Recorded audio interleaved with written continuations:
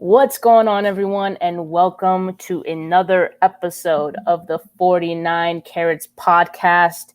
This is a very exciting episode for us because this is the first time we're actually talking about a regular season game together, and I'm here joined with my co-host, Ange Wright, as you guys know her, and I, of course, am Stratosaurus or Steph. How you feeling today, Ange?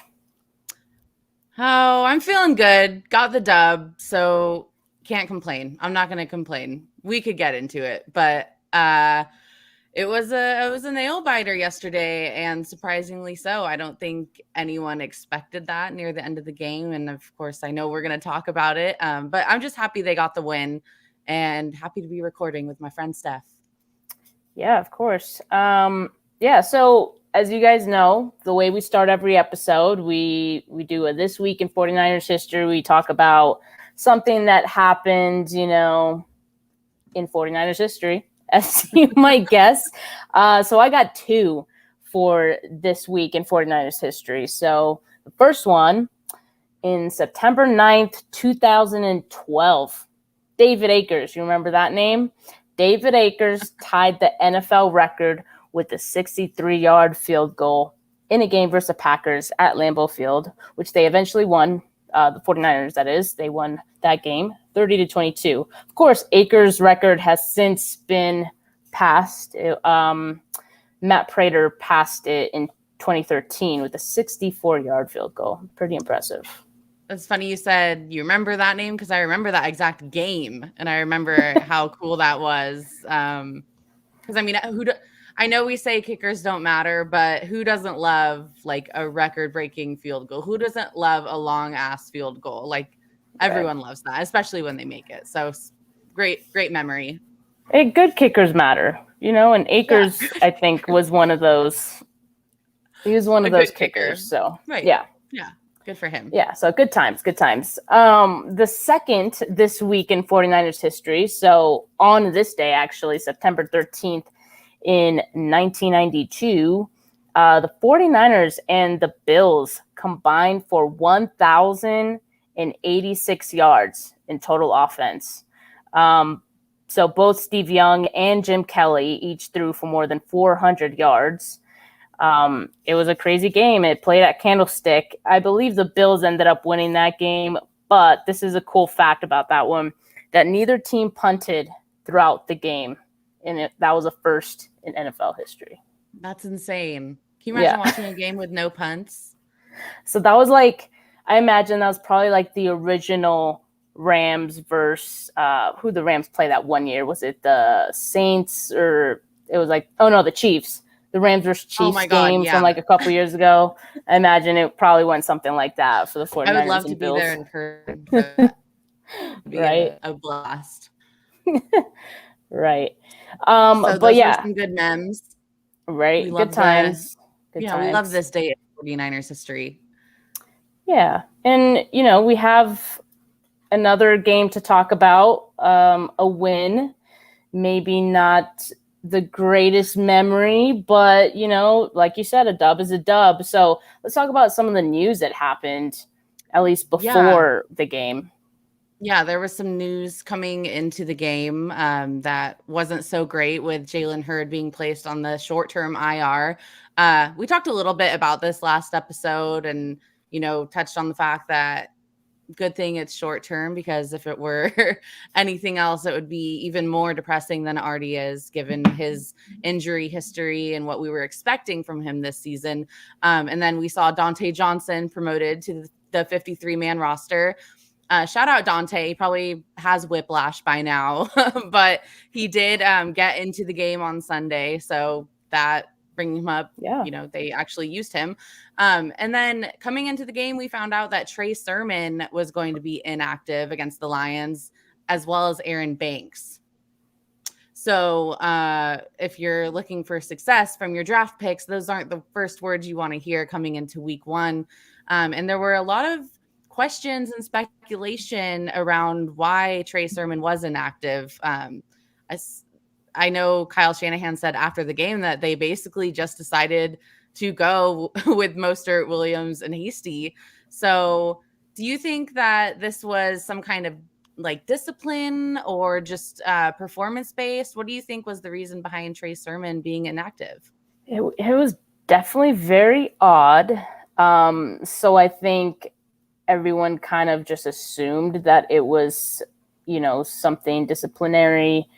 Maybe he broke team rules or something like that. That was a rumor I heard, which, like, given the circumstances, I guess that wouldn't surprise me very much because, I mean, I think all throughout camp, Sermon was kind of seen as or assumed to be the RB1B. Like we've been saying that a couple episodes now, and I think we were expecting that for week 1. So this was definitely a shocker, and I felt a little blindsided by it, to be honest. Yeah, but it was blindsiding, that's for sure. Yeah, but I mean, if it was performance based, I guess that also wouldn't surprise me because as we saw with Mitchell, he had like a great game, which we'll talk about more in a bit. I meant Mitchell. Why did I say Williams? Oh, did you say Williams? I did. Yeah. Catch that. Good. Who was no Williams? One else did either. Elijah Mitchell, great game. We'll get into it. Yeah. So, I mean, yeah, he looked great. So I guess I couldn't be too shocked that, if someone told me that Mitchell looked better than Sermon, in the last couple weeks leading up to this game.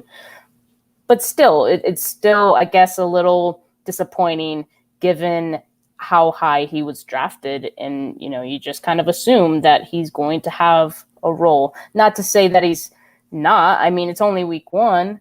And, as we saw, Moser got hurt, which we will also talk about more in a bit. But, I guess his time is coming. We might never know. This team is so secretive, I feel like.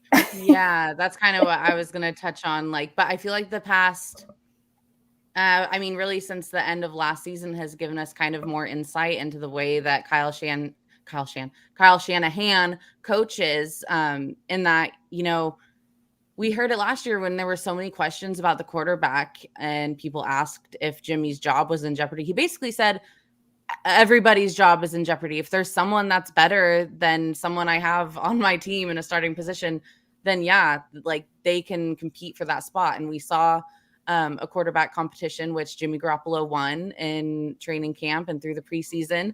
And so maybe these guys that aren't getting playing time just got, they were outperformed. And I mean, you can't argue with that, but it's hard to, like you said, it blindsided people because I didn't ever hear of him underperforming, but I did see Mitchell and Hasty perform really well. So it's tit for tat, I guess. Yeah, yep, exactly. And just moving on and talking about week 1 a bit and how that went, I want to talk a little bit about some concerns and just overreactions from the game. Overreactions? We never do that. No. What are you talking about? So week 1, I mean, we saw Raheem Moser get hurt, and that is obviously a huge bummer. He's going to be out for 8 weeks, at least, I think. So was it chipped cartilage or something like that? Yeah. So I learn about a new injury every single year. Like last year, I didn't know what a high ankle sprain was. And now I'm like, oh, high ankle sprain. Oh, terrible injury. Sorry, buddy. And now I'm just like, oh, yeah, I guess you can chip your cartilage. I didn't even know that. Yeah. I know. It's such a bummer for Moser, like just given how much he's overcome. And, to me, he's going to have a really good year. And he had 2 runs for 20 yards on Sunday, and just a bummer. Yeah, I mean, and he was a team captain, and if you watch the 49ers little YouTube show that they do brick by brick, he was mic'd up for one of their episodes, and like talk about heart and soul of a team. Like he's going up to everyone, making jokes. You can tell everyone loves him. He's hilarious. So I'm sure that was, aside from the Jason Verrett injury later in the game, I'm sure seeing Mostert come out, someone that they all love and respect and who has dealt with injuries in the past, I'm sure that was like a real bummer for the sideline as well.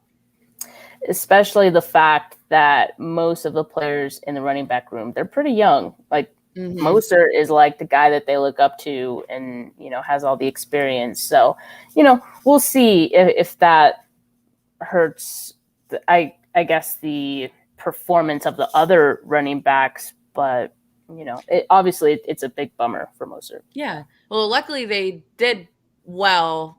Once he came out, the running backs really stepped up. So hopefully that isn't an issue. But I totally agree. Like, that veteran presence is important. Right. And so in addition to losing Moser, we also saw that Jason Ferret suffered a torn ACL. Another just like huge gut-wrenching bummer, because we know how much Verrett has fought through like over the years, and coming back from all the injuries, he's had. So I think that hurts as well. And just also like the cornerback depth, this is something we've been talking about for weeks now that we've had concerns over, and now you lose your best player like in that room. So what do you think about that, and where do they go from here? Well, I mean, it was heartbreaking. Like, that's the only word, to describe it. Like, to see a grown man on the sidelines, I'm pretty sure he was crying. It looked like he was crying. He was very emotional if there weren't tears falling. So, first of all, that was devastating. And yeah, it's a worry because we saw what happened when he came out, and we saw what those other guys that are lower on the depth chart were, or in this case, like, were not really capable of. So it was a little frightening. I mean, Thomas came in and allowed some pretty crucial passes that led to the comeback that we saw in the fourth quarter. So, and even Dante Johnson had like a penalty called on him, I think, during that drive that allowed the drive to continue. And Lenore, I think, even had a penalty that allowed the drive to continue. So it was just like, you saw the inexperience, and you saw that jump from the number one guy on your depth chart to what happens when your backups come into the game. So terrifying. But I mean, they already addressed it partially today, we saw. So I guess just wait and see, but it's not good. It doesn't look good. Yeah, and the move that Angie is talking about is the fact that the team signed Drake Kirkpatrick, former Bengals and most recently Cardinals cornerback, and they've also been in communication with Richard Sherman, as Kyle Shanahan also mentioned in his presser. So, I mean, it'll be good to have some veterans, back on the field. And I expect Josh Norman to be active in coming games. But yeah, I mean, I think you hit it on the head. Ambry Thomas, that big play he gave up, I don't think he's ready to be starting or see the field right now. And that's okay. Like, I think it's okay to be patient with him. But it just hurts right now because, this injury, it happened in week 1. And, the fears that we had all through offseason are coming true so early. I think Dante Johnson, he's okay. He's not as bad as like most fans make him out to be. In fact, he had like a pass breakup or two late in the game as well. And Lenore, we've been talking about him. I feel like he's ready. He is going to have some rookie mistakes. Like you said, he had that penalty. No one's going to be perfect. No one's going to come in and, well, I mean, I guess he did kind of allow 0 passes during the preseason, but this is the regular season we're talking about. Yeah, so. He's a badass. But yeah, I mean, Mosley, he's still, coming back from his injury. He's that guy that you want to give some snaps to throughout the game. You don't want him in there every snap because you have to, because of injuries. Yeah, I mean, Mosley now becomes the CB1, and then I just assume like Lenore is going to be the CB2, and then maybe Dante Johnson mixes in a bit. But yeah, it's not ideal. And what do you think about them potentially bringing back Richard Sherman? Would That's you a great like that? question. I've always been a Sherman fan since he came on the 49ers. Obviously, I hated him when he was on the Seahawks. He has me blocked on Twitter.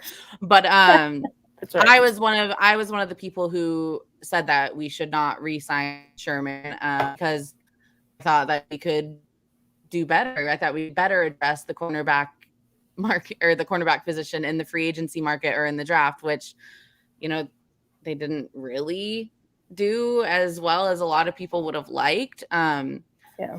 I'm all for him coming back right now, of course. I mean, some say he's washed, but I don't think it could hurt. Like, why not? What else are they going to do?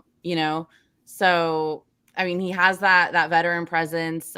He does still occasionally make a good play or two. He can still play. So my only concern is he still has charges against him for the incident that we saw a few months ago. I don't know how long ago it was now, but I think he still has the DUI charge and like fleeing the scene after he hit the median and all that stuff. So I don't know how that plays into things. I wouldn't be surprised if if nothing happened to him because of that stuff. But I don't know. It seems like there's a lot of pros and cons. So, but I wouldn't mind it at the end of the day. That's my answer to the question. Right. Yeah. Yeah. I mean, I wouldn't be opposed. Yeah, I wouldn't be opposed to it. I mean, and as we know, like those legal issues are serious, but they could take a long time to get resolved. And it's really a matter of whether the team like wants that hanging over his head while he plays, or if they want to wait for it to play out. Do they even have the time to wait for that to play out? Because they're kind of in desperation mode. And at that point, like they might have no choice but to just bring him in. He's definitely not your worst option out there. Yeah. I think they might just see how it goes right now, especially with the Kirkpatrick signing. And then maybe later in the season, if it's like a dire situation and it's a necessity, then maybe bring him in. I don't know. We'll see. Yeah. Well, this brings us to our first Twitter tizzy, actually, now that we're on the topic of Ferret.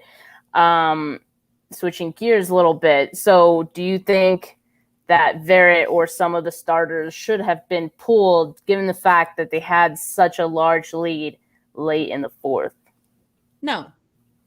We saw exactly what happened when they pulled the starters. And I mean, I agree that once Verrett went down on that turf, I know Shanahan admitted he shouldn't have done this, but I understand why he pulled the starters from that point forward. That's scary, especially with what we saw at the beginning of the season last year. You don't want that to happen again, because obviously we saw the whole season goes down the toilet if you have 3 or 4 guys go down in one game, So, but I don't think they should have been pulled. I think he made the right choice by pulling them after that injury, even though it ended up almost biting them in the butt. Right. And I agree. I'm glad that we don't record these episodes on Sunday after the game, because my opinion might have been different. I'm one of those fans that it all comes out like, I'm so irrational. Like, Trey Lands threw one touchdown pass and I was like, start it. Yeah, like just I feel everything instantly. And then I take a step back and I'm like, you know what? Maybe this or that. Yeah, exactly. So at the moment, like my first thought wasn't like, why is he still in the game? But then I saw someone say it and I was like, yeah, like, you know what? He shouldn't have been in there. But then but then I thought about it more and I was like, no, that's stupid. And then, I saw they might have lost. I saw other opinions of people saying like, look what happened when some of the starters came out, or, things like that. But no, I don't think that he should have been pulled. I mean, this isn't the preseason anymore. You're trying to win a game, and you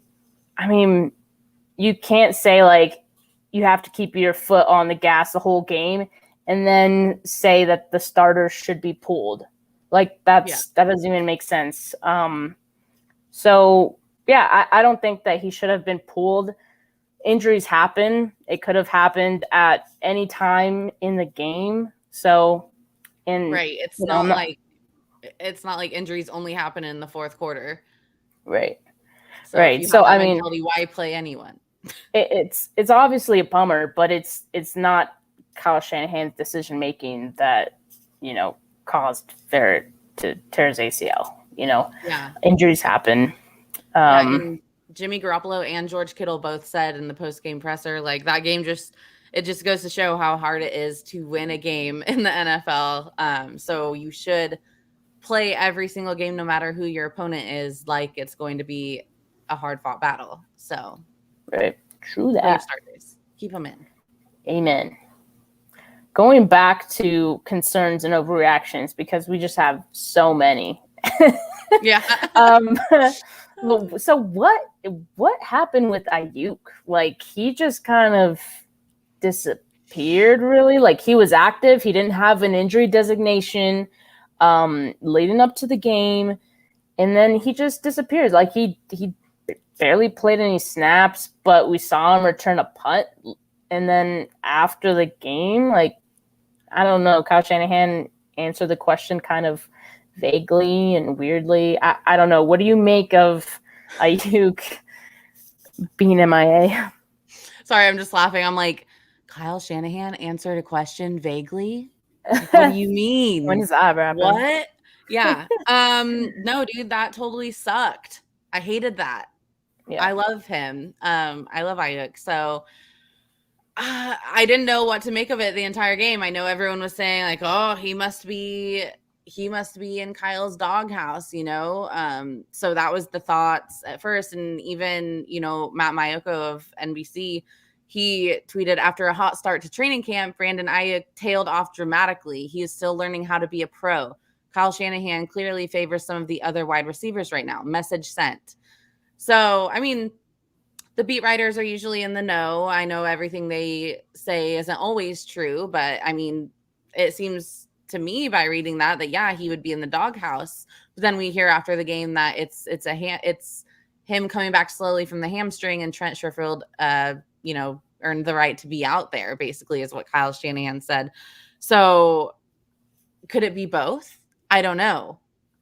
To me, there were the couple plays that Brandon Aiyuk was in, he's going 100%. He's sprinting down the field to draw defenders away from Deebo Samuel and returning punts. So like that doesn't seem like someone that's like still nursing a hamstring injury, or I mean, he's sprinting full speed. So, but yeah. I mean, a snap count is a snap count. So, at the end of the day, he may have just been playing however long Kyle Shanahan wanted him to play because of the injury, or he's in the doghouse. I don't know.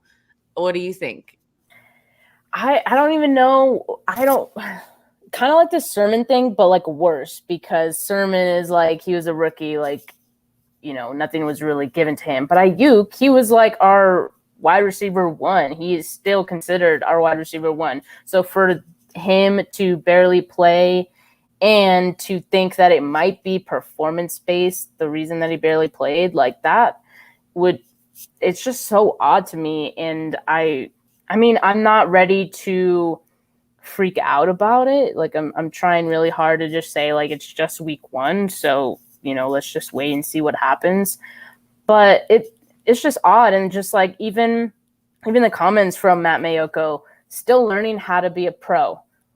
What does that even mean? Like, yeah, he looked pretty pro last year. Exactly. It's like, what, like, are they saying like that makes it sound like it's an attitude problem or something? Yeah, exactly. Yeah. So I don't know. Is it one of those things where, because, there are some coaches that will sit you to put you in check, like, right. So I don't know if it's something like that, but, at the end of the day, Aiyuk and Trey Sermon are both players that we traded up to get. So it's like disappointing. It's concerning. It's weird. I don't like it.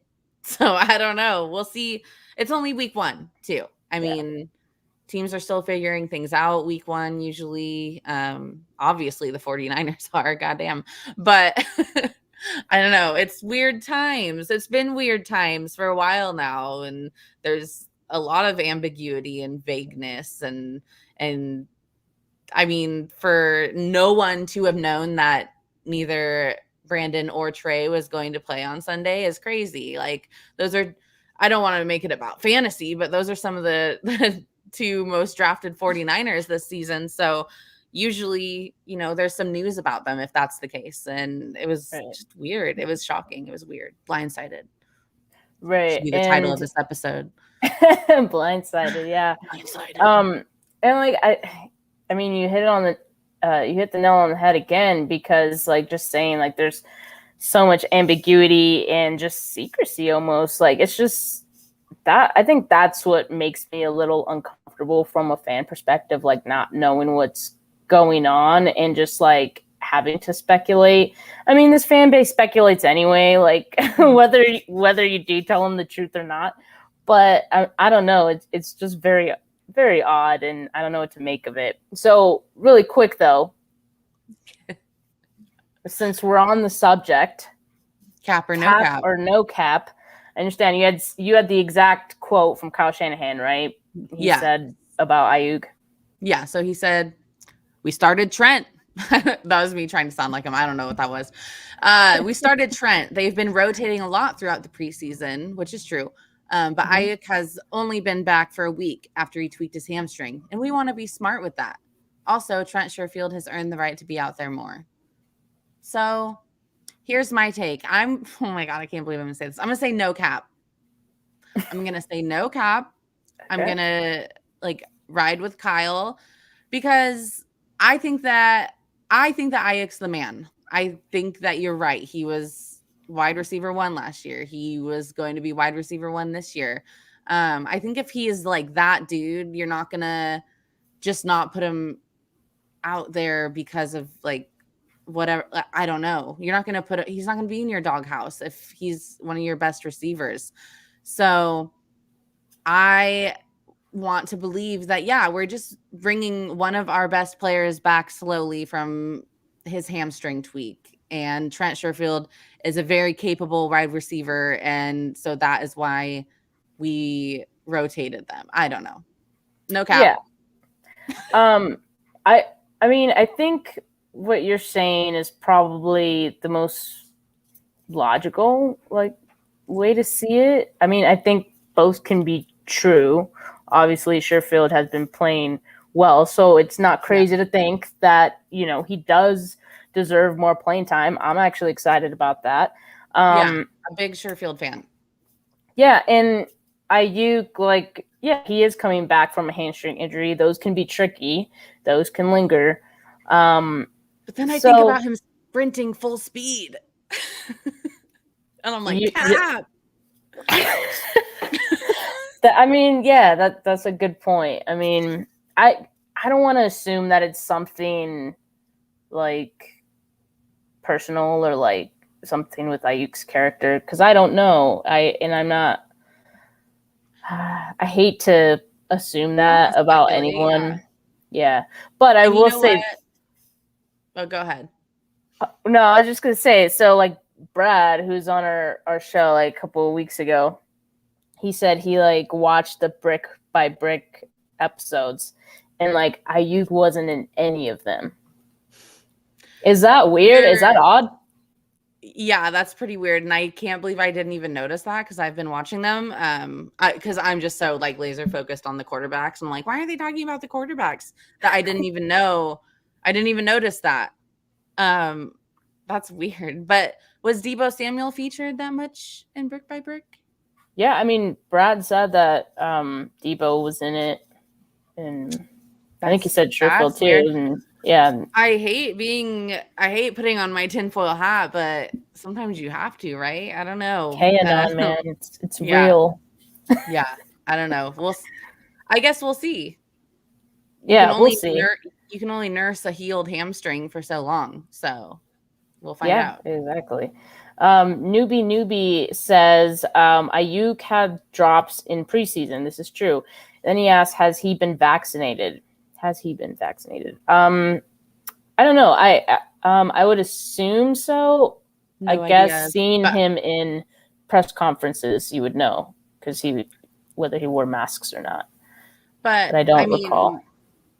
Does it matter? Because I mean, he's still out there with the team. Like, obviously, this isn't something that was done because he's vaccinated or not. You know, that like if he was cut, then I would be like, what the hell? And then I would be like, maybe he wasn't vaccinated. But this, it's just like, unless no, I don't know.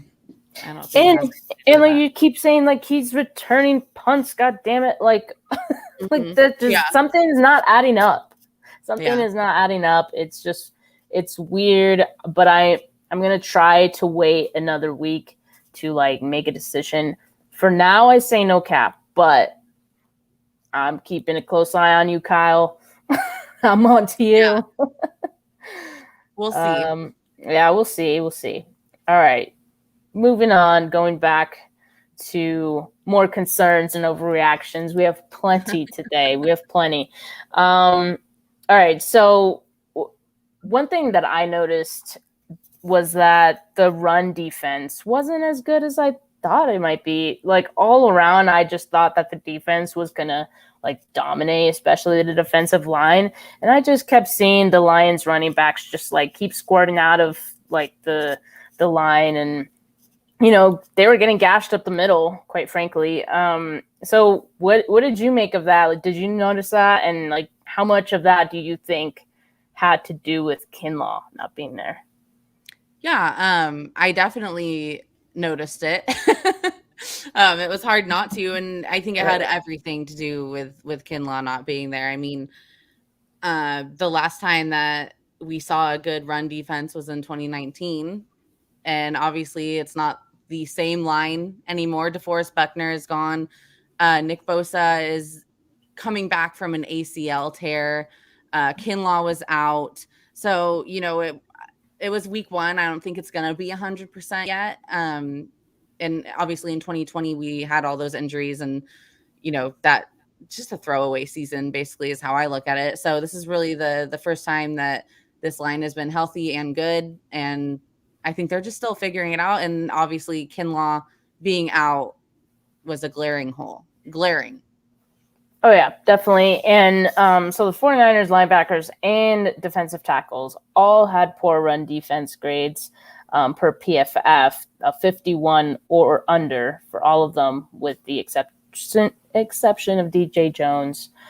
And obviously Nick Bosa was pretty good as well. But, you know, talking about the tackles and linebackers who cover the middle there, leaving much to be desired. And yeah, I think some of that had to do with Kinlaw for sure. I mean, he's a big guy who definitely clogs the middle of the line a bit. So it'll be interesting to see, you know, hopefully Kinlaw could play in this upcoming week 2 game against the Eagles, and hopefully they can straighten that out a bit, because be a bit of a concern.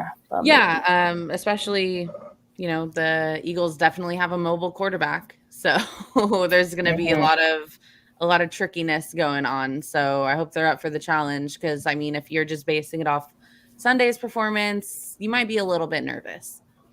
Yeah, I definitely am. I think the Eagles are sneaky good. I think they went under the radar a lot last year. I think Hurts definitely goes under the radar, and a lot of people think he's bad, but he does pose a threat with his legs, and you know, they have a lot of good receivers as well, especially their tight ends. So yeah, I do have my concerns about next week, and I just hope that, you know, any of the issues that they had this week, they kind of straighten that out. I'm gonna chalk it up to and say it was just rust. Yeah. That's basically what I said. Yeah. We'll see. I mean, let's talk about the late game implosion, because to me, like, that was actually the biggest concern. Besides that, like, it felt like they were dominating up to that point, and then things just started to fall apart and fast. They were up 41-17 with little under 10 minutes left in the fourth.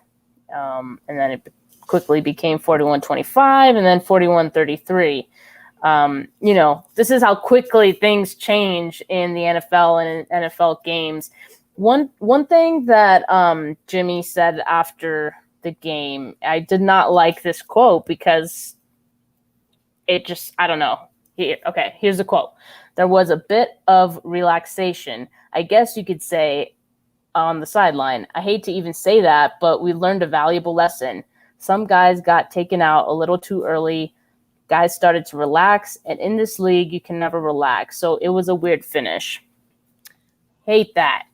Is it me, or was like everyone just throwing each other under the bus yesterday? Yeah, so I kind of felt like he was in a way throwing Kyle under the bus with that one, like indirectly.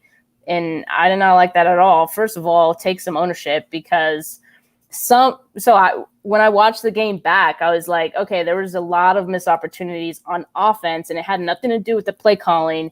It was Jimmy not connecting with his receivers. So I put a little bit of that on him, and, he had a good game overall, but I do think he has to take some responsibility over that. I did not like that quote at all. There's 4 quarters in a game for a reason, and you need to perform all 4.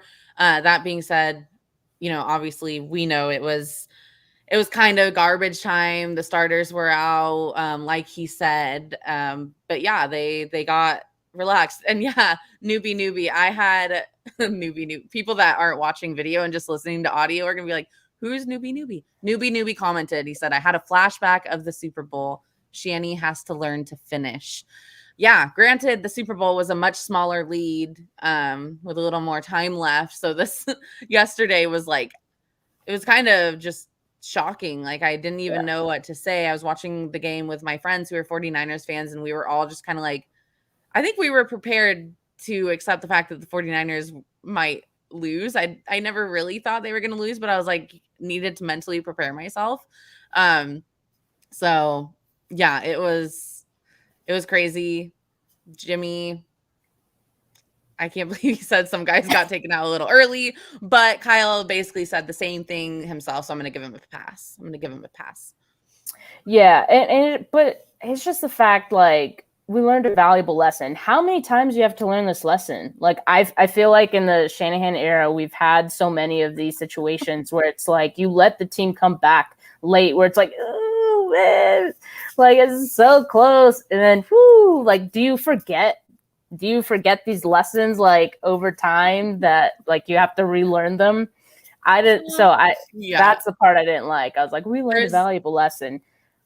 How many times? Yeah. There's always the danger. I feel like no matter what level you're playing at, no matter, how good your team is, there's always the danger of playing down to your competition, of underestimating your competition. And I feel like in the NFL that happens a lot because you see, the Lions have the 32nd ranked defense last year. Like, we're going to friggin' fly through them, which, the offense did. The offense played incredible and put up more than enough points to win the game, but you can never relax. Mm-hmm. You can never relax in the NFL. So just another learning lesson. Put it in the notebook. They can flip back to it next time they feel like blowing a late lead, and hopefully remember not to do that. Yeah, exactly. Don't do that, please. Not again. Don't do that. All right. Well, I think we've talked enough about concerns and overreactions and just like bad things. What do you think? I think we touched on them enough. Good things. There were some bright spots. I mean, as you could imagine, in any win, there are going to be some bright spots, even though people are focusing on the bad. It didn't feel like the greatest win, but there were some good things. So you don't score 41 points without there being some bright spots. Exactly. So let's close out, our talk of the game with some good. First, Trey Lands came in, on a drive. It was mostly Jimmy. He came in the red zone, and he scored his first. Again. What? I said I'm about to complain again. Keep going. No. Okay. Well, he scored his first NFL touchdown, regular season touchdown. What is your complaint, Ange? What's going on? Well, it was just crazy. Like, yeah, let's bring in Lance and he's going to throw this touchdown pass. It's clearly, a little designed fake handoff when he threw it and they scored a touchdown. And then we saw him 2 more times during the entire rest of the game where he just came in and did 2 read options and got freaking stacked on top of by Lions players. So I'm just confused about how we're using Trey Lance, how Kyle Shanahan is using Trey Lance, what the goal is. I know he doesn't like that question. I know he doesn't like to be asked about how he uses Trey Lance, but I think, like, honestly, I would like to see Jimmy come in, get a lead like they did, and give Lance some reps, if this is the quarterback of the future. I was just confused by the usage. That's all. And I know a lot of people were. So that was my complaint, but I'm done complaining. It was a great game. Yeah. Well, I mean, I am glad you brought that up because, like, I also thought the same thing. Of course, like, we were a bit concerned. Well, not concerned, but, like, we knew he was dealing with his, like, finger injury earlier in the week or, like, last week. That's true. And, so I wasn't expecting him to do a whole lot. That's very especially true. Because during the week, he didn't practice with a ball in hand. Yeah. So, way to bring me back down to reality. This is what we do. This is what we do. Therapy session right here. Yeah. Thank you. But yeah, I mean, I think it's still fair to ask the question because we haven't really seen Trey do a whole lot besides, like, that first preseason game, and after that, it just really seemed hella been, like, random. reeled in. Yeah. And then Grant Cohn did ask Kyle, how using, this was Grant's exact tweet. So I asked Kyle Shanahan how using Trey Lance sporadically and primarily as a runner helps him develop as a quarterback. And Shanahan said that some playing time is better than no playing time. Which is true. I mean, yeah, but it's he's not wrong, but, like, 3 snaps, like, I don't know. Oh, it is, just let him do. He's the coach. Yeah, I mean, I wasn't a fan of, like, the 2 running plays. It just looked so predictable. Terrible. And he looked like the worst quarterback. like I'm not trying, like, obviously he's not, but, like, what favors did that do him at all? It just looked right, really or the team on. yeah. I mean, but super fun. At least the 49ers had good Jimmy for the most part in this game. So after the botched handoff in the first play of the first offensive drive, can you believe botched handoff fumble? So whose fault was that? Do you think that was, like, Alex Mack's fault? What did Kyle say? He said it was 51% Alex Mack's fault and 49% Jimmy Garoppolo's fault. And then Jimmy Garoppolo said that it was all his fault. I think it was more on Mack than anything. It kind of looked like he, like, snapped it into Jimmy's leg.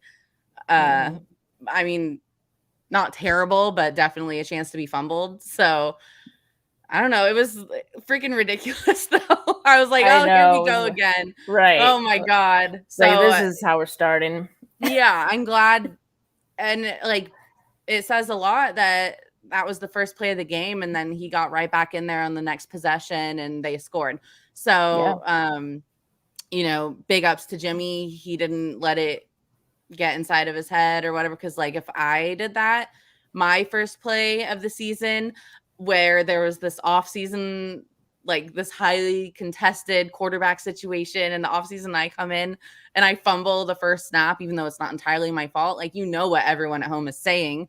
I probably would have folded, but that's why I'm not an NFL quarterback. So I think Jimmy G really stepped up to the plate yesterday. He looked so much better than the short time we saw him last season. And I think we talked about this, on a previous episode way in the past, that healthy Jimmy is going to be good. His biggest downfall was his availability. And so if he's overcome that hurdle, then of course he can be a good NFL starting quarterback. We know this. So I was happy. Yeah, I mean, healthy Jimmy and with fire under his ass with, like, the Trey Lance pick. I think, like, it's really like you can just tell like he knew that he had to, be more confident this season, and it's just showing. So yeah, after that botched snap, he started the game 7-7, so 7 completions for 104 yards. He finished with a passer rating of 124.2, and he threw for good. That's good, and he threw for 314 yards. And like you mentioned, like he looked good. Like he looked at times like the Jimmy we knew in 2019, where like he's still not perfect, but he has poise in the pocket. He moves in the pocket. That was something we did not see at all last year, even before his injury, to be honest. He was just like, he used to be like just very jittery, and like you could just see the panic in him, and he just looked a lot calmer. One thing that he said in one of Peter King's article that came out, I think just yesterday, he said he's seeing the defense better and things are slowing down for me. Actually, that might have been this morning that I saw that. It was a long day. Sorry. Whenever it was. Yeah. But whenever it was. Which is good, which is great. I mean, I think the O-line play, like someone just mentioned in the comments and reminded me, they only allowed 1 pressure. I mean, granted, it was the Lions' shitty defense, but it just goes to show what happens when you have a healthy Jimmy Garoppolo and an outstanding starting offensive line, which was like the topic of the season last year. Every time Jimmy was in at quarterback, was that, the O-line wasn't giving him enough time to go through his reads and throw the ball. So, I mean, it might be a perfect storm this year. Again, we'll see. I definitely think he put in the work this offseason. I definitely think there was a quarterback competition, because we've seen with Aiyuk and oh my God, Trey Sermon. Sorry, I just blanked. We saw with those two who everyone assumed would be starters that no starting position is safe. They said, Kyle Shanahan has said that no starting position is safe. And so I think if Trey Lands really came in and outperformed Jimmy G in training camp, it would be a different story. But that wasn't the case, because Jimmy G stepped up to the plate, won the competition, and he's the starting quarterback. Yeah. As they said he would be. Right. I know. As we did not listen. Dawson Richard asked a question in the comments. Is he, as in Jimmy, is he still wearing his knee brace? I don't think he is. I didn't see him wearing his knee brace. I know he was like in camp or like OTAs at some points. But I think he came into camp without it. I think that was like the talk of the town. I don't know if it was immediately or at some point it was removed, or even if it was during OTAs. But I specifically remember like a lot of the writers covering camp being like, oh, the knee brace is gone. So yeah. And so we did talk about a little bit about the offensive line and how good they were. To me, I didn't even notice them, which I always say is a great thing. Good thing. Yeah. So Trent Williams, highest graded player on the team. No surprises there. Shocking. Yeah. Yeah. And on 28 pass blocking snaps, the line only allowed 2 pressures in the entire game. 1 Brunskill and 1 McGlinchey. Okay, not bad. And as we saw, like Jimmy looked more comfortable, and they garnered the 8 yards per play, which is an NFL best after week 1. I mean, there's still a game left to play, but Raiders are gonna smash that. Yeah, I don't think that 8.0 yards per play is going anywhere. I think. Yeah, that's exciting. This offense was freaking eating on Sunday. So it was so fun to watch. It really was. It really was, as expected. I mean, we said in our preview, like the Lions defense is terrible, possibly the worst in the league. So but it's good to see. Hopefully they keep it up in this next game. And moving on to another player who benefited greatly from the offensive line plays, Elijah Mitchell, who we talked about a bit earlier. It's a cool stat here. He's the first rookie since the NFL merger to be drafted in round 4 or later to rush for 100+ yards in the season opener. That doesn't surprise me. Because It I mean, it doesn't wouldn't have surprise you? happened. No, yeah, because it wouldn't have happened without the Moster injury. Yeah, that's true. So Yeah, it's still impressive. 100%, because even a fourth rounder coming into the game and rushing for that many yards is, it's impressive. Like you said. I'm an Elijah Mitchell fan. Like, Yeah. I've been like tooting his horn for quite a bit, and I'm excited to see like what he can do again. Like, I guess I'm not like super shocked that he passed Trey Sermon, and I think we even said like around draft time, like after the draft happened, like Mitchell is more a Kyle Shanahan running back than like Trey Sermon was.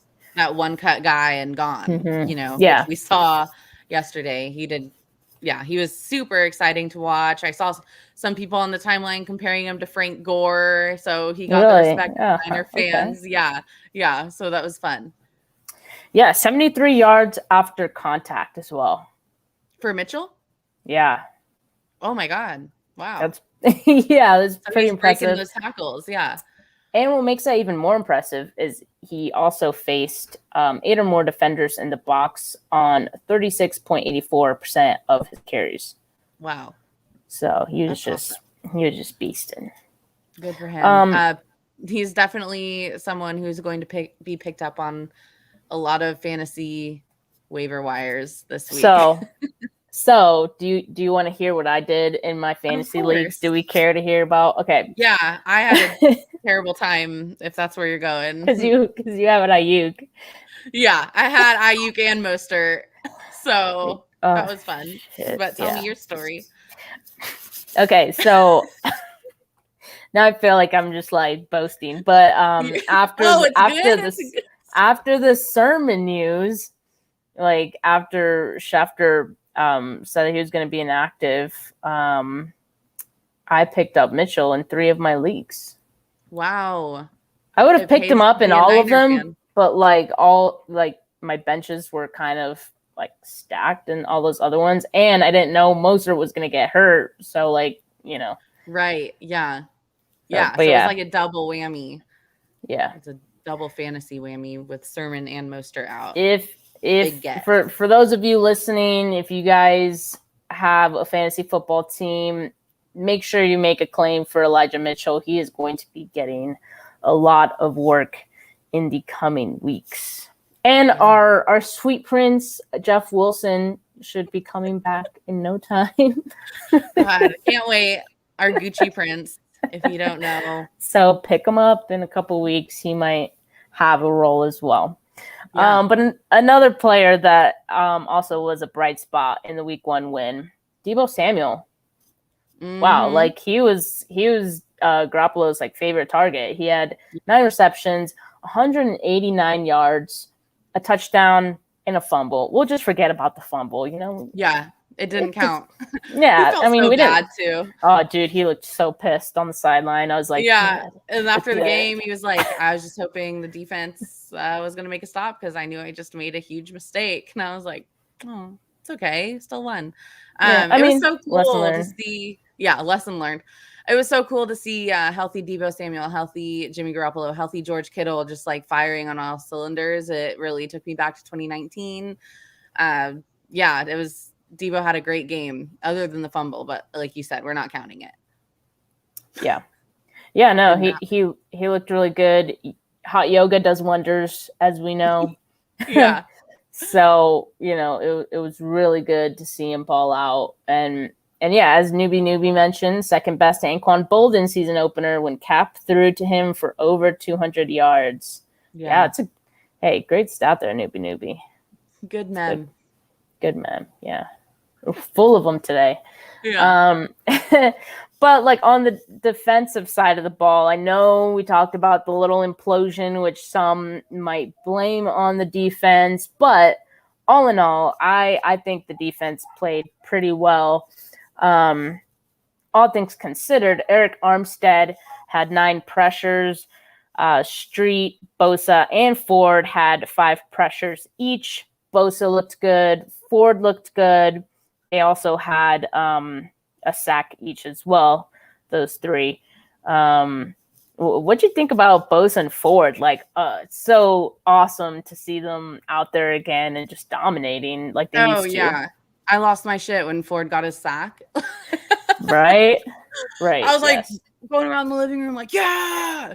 So yeah, it was great. I mean, could have been better, I still think, but it was nice really. Yeah, I don't know. I feel like we were just talking about the glaring holes up the middle. So I mean, there's nothing you can do about that. Yeah. And I'm the worst, but I have no idea who Bosa was opposite from the Lions, but I read that he was like one of the highest graded offensive linemen for Detroit, and he was opposite Bosa. So that was like interesting to me. He was the rookie. Okay.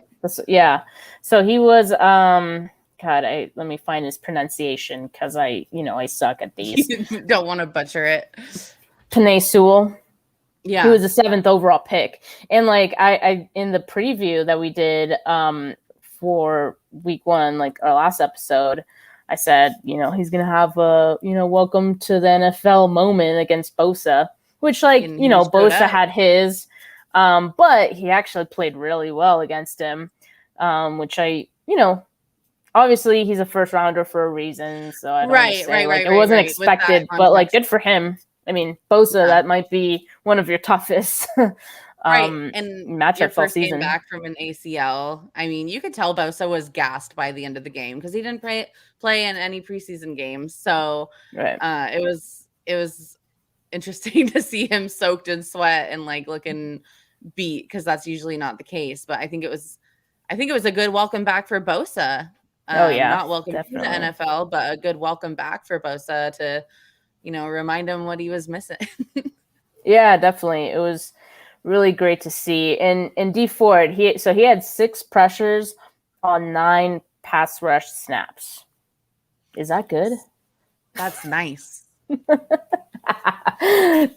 drift. That is nice. No, yeah. Nice. What is that percentage like? Is it 69%? No, I don't. Don't ask me to do math, dude. I didn't even know. Oh my God. Yeah. The Niners were up by yesterday because Steph's prediction was like a 13 to 15 point game or something like that. And I was like, oh my God, you're right on the money. And the Niners were actually ahead by like 20 something. So close. Yeah. So close. Good try, Ange. Good try. It was actually a lot closer than I wanted it to be. Yeah. Yeah, definitely. Yeah. But yeah, I remember what I was talking about now. Carry on. The defense. And so another player on the defense that I thought, played really well, Deommodore Lenoir. For the most part, I mean, he played the most snaps of any defensive player in the NFL. Yeah. 90. That's crazy. That's a lot. Yeah. And he allowed just 1 catch on 3 targets for 3 yards. Yeah. Dude, I know I brought up his stupid penalty on that in that last big push by the Lions, but other than that, like you said, like there's going to be some mistakes, some rookie mistakes, but yeah, most snaps of any defensive player in the NFL, like any workhorse, like he didn't even look tired. Right. And like, because you would think like towards the end of the game, he's gassed, like he's going to give up, a big play or some yards, and just 1 catch for 3 yards. That's it. Yeah. That's so impressive. Right. So we'll see if that continues. I mean, especially now with Ferret out. So we'll see. We hope so. We hope so. we pray. Hope so. We pray. We light our candles. Yeah. We have a prayer circle. Yeah, we need it. All right. So those were the bright spots. I think, there were plenty of those as well in this game.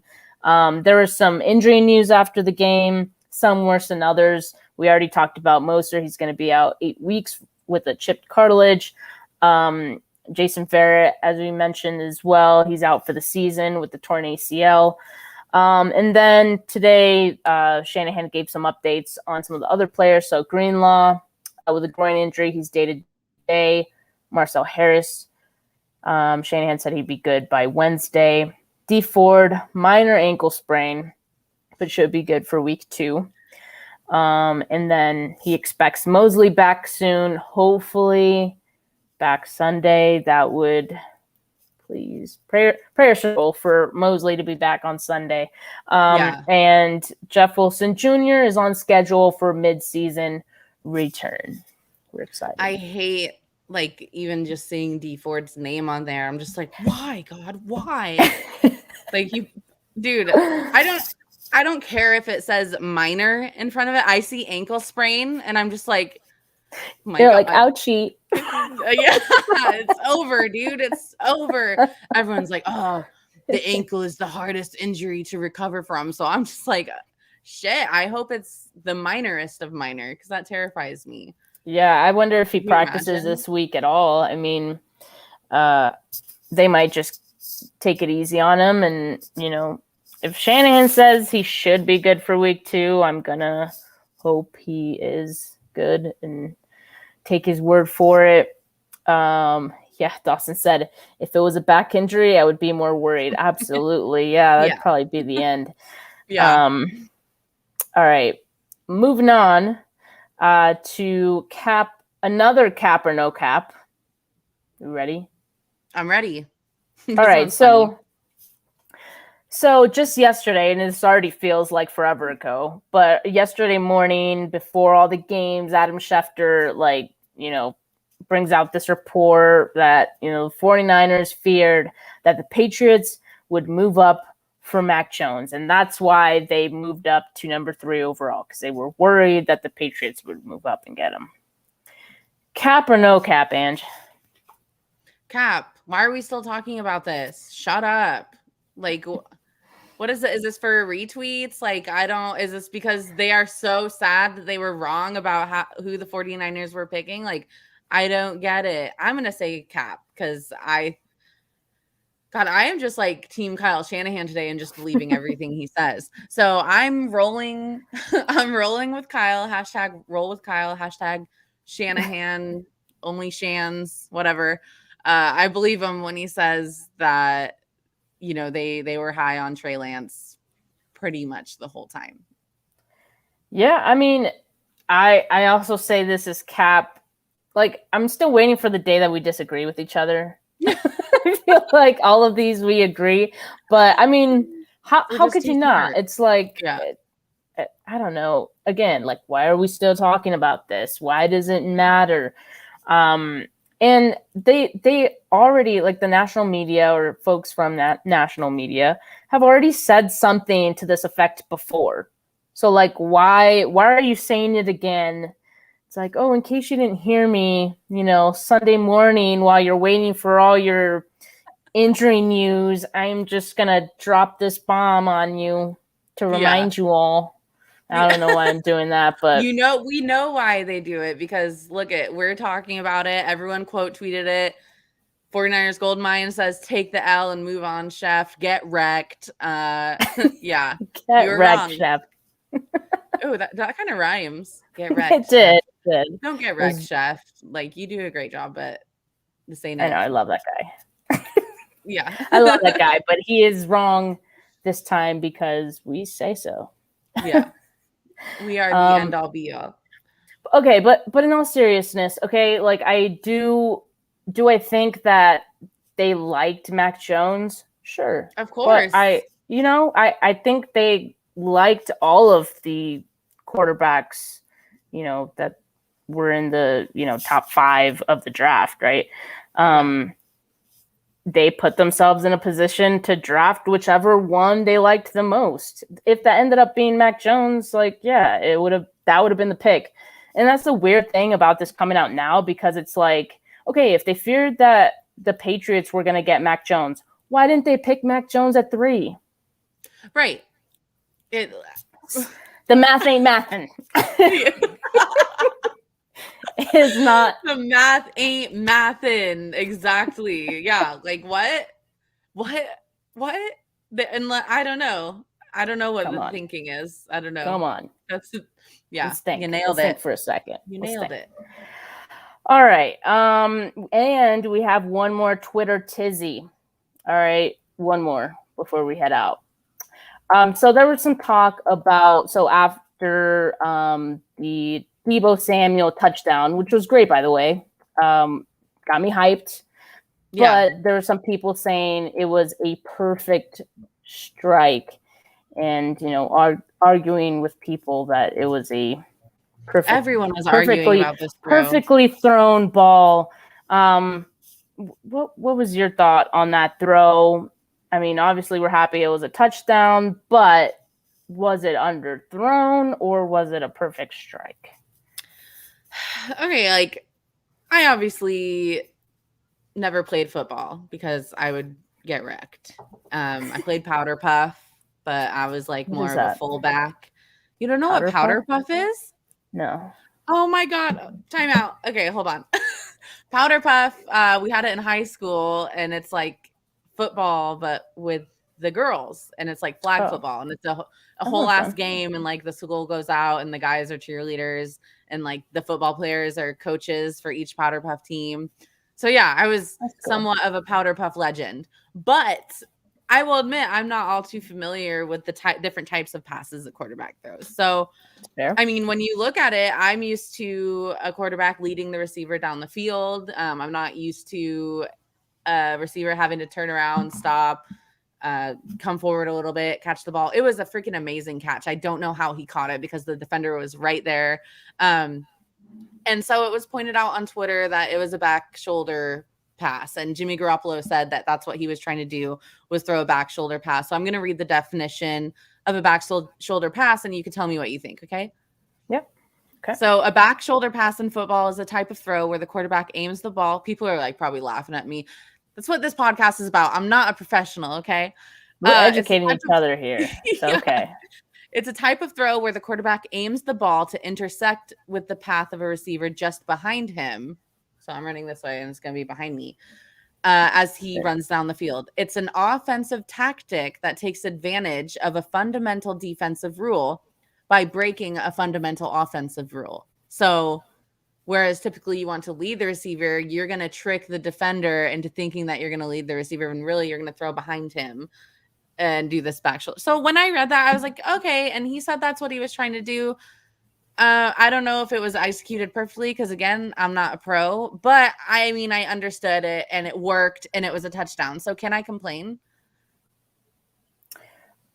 So now was Deebo aware that this was a back shoulder pass? Because I don't know. He seemed to have some opinions. He seemed to have some opinions on the throw, and that I think kind of it didn't help the cause, right. And I think I thought I saved what Deebo said, but I didn't. Let me look at it. He said something to the fact of like, it wasn't a good ball. I have to make my, we make our quarterbacks look good as receivers, and even though it wasn't a good ball, I still had a catcher or something like that, Yeah. So he said it wasn't a good ball. That's what he said. Okay, that's my thing. So, I mean, it wasn't pretty. No. It wasn't a perfect strike. I don't know. I wouldn't define it as a perfect strike. I mean, if we're going off of the definition of a back shoulder pass, I think it was a good back shoulder pass. I think it got the job done. Deebo made a spectacular play on the ball. Not to mention, Jimmy had like 5 defenders in his face and got hit right after he got the ball off. So all things considered, it was like a beautiful play all around. I'm gonna give it to them. Yeah, I mean, wasn't a perfect strike. No, and it could be, I guess, a good back shoulder throw and not be a perfect strike. Those could both be true. Honestly, I don't give a shit because, dude, Deebo caught it. It's a touchdown. It just goes to show the stupid shit that 49ers fans argue about. And I was one of them that was like, that wasn't a perfect strike. And then I was like, oh, you know what? Let me expand my brain a little bit here. And then I was like, who cares? Yeah, exactly. Yeah. And And yeah, like newbie said, Jimmy was getting hit. He couldn't step in the pocket, like you said, Ange. Like, yes, that the fact that he was able to get the ball off at all was impressive. It turned into a touchdown. Let's be happy. Let's move on. Yeah, I think the overall takeaway from the game, it's hard to say. I know everyone likes to say it was the Lions, but if I had to take away one thing from the game, it would be that Jimmy Garoppolo can manage a game and execute plays when his receivers are open, which is everyone did their job on Sunday. So yeah, absolutely. For the first 3 quarters. Yeah, that fourth quarter, we're just going to forget happened. Besides the valuable lesson that was learned. We'll remember that all season, hopefully. Hopefully they don't forget that one again. Yeah, short-term memory there. But yeah, I mean, all in all, they won. Let's be happy about it. There are some concerns. There are some overreactions. But again, it's just week 1. We are going to trust the process on some of these, at least for the injuries, and hope that, players come back healthy from those injuries, and also that, the players that are stepping up in their place do well. So yeah, that's all I have to say about that.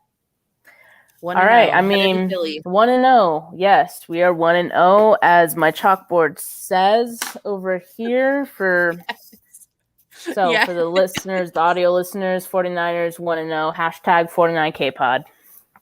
Gang, Let's gang. go. Let's fucking Let's go.